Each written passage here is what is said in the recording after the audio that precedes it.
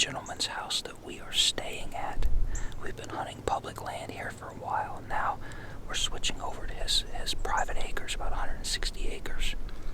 And he's given us full run of the place. He has a wheat field that's tucked into the woods right here that I'm hunting. There's some wheat field, and also he has some corn out here.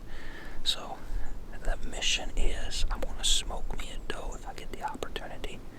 I've been saying that all week. And I had a doe come up on public land, and I don't know what happened. I shot and went right over her back, and so I'm still chopping at the bit to get some back straps. But there was 8 does here last night, so I came in and I cut myself out. A place that I could hang in my saddle in between 2 pine trees here. I'm literally covered up.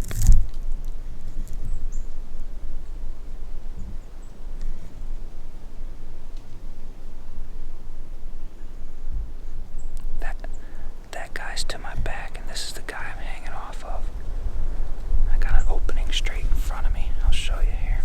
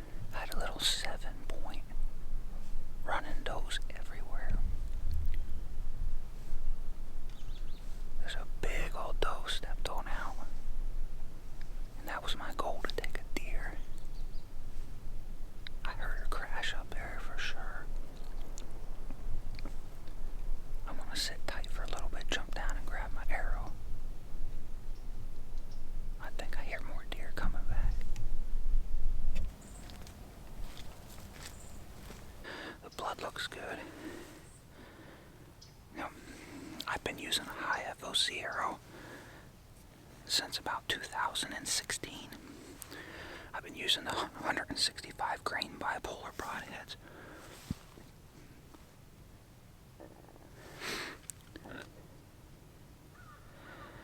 switched this year and I put on a 200 grain Maasai from Grizzly Stick.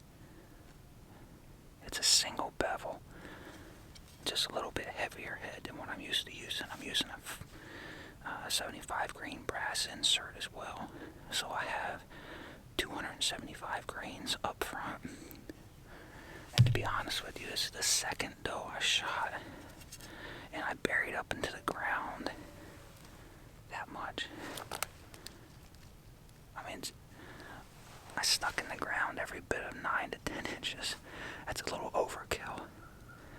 I think what I'm going to do next year is I want to dial it back. Now I'm like at 576 grains, and I really like that 400 to 450 grain.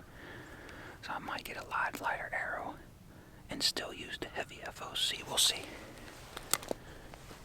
We'll see. I'll get down here in a little bit and track her. Hey, so it's the next morning. I went in here last night and tried to see. All I had was my flashlight on my phone, and it was terrible. There's never seen anything like this. There's just briars.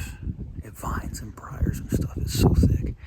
It dropped down into like the 37 degrees last night, so I left the doe lay here, came back in, sat in a blind that I made. Had a good morning thus far. Saw a shooter, a good toad of a buck, but he's on the other side of the wheat field, so I was hanging right up there, right there. She was here, shot, and she ran back into these trails, so I'm going to try to get back here, hopefully get on some blood and find her. So I went back and I looked at the video, and she cut this trail right here. As you can see, it is a hunter's nightmare.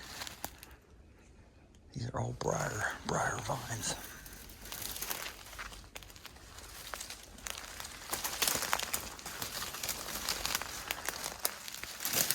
I think she might have kicked up those weeds right here.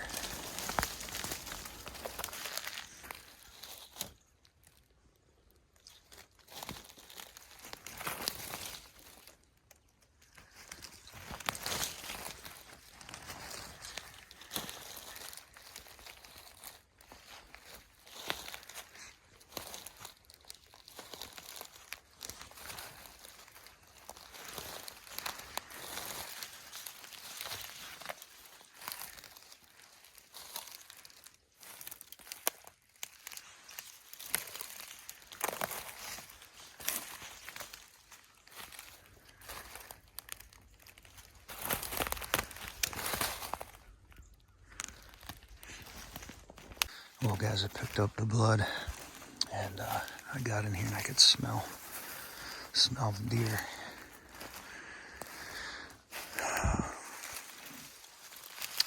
This is unfortunate. This is unfortunate.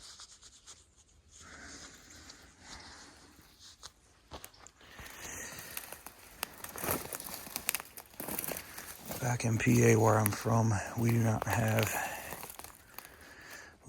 a large population of coyotes, so you don't think twice of letting your deer lay overnight.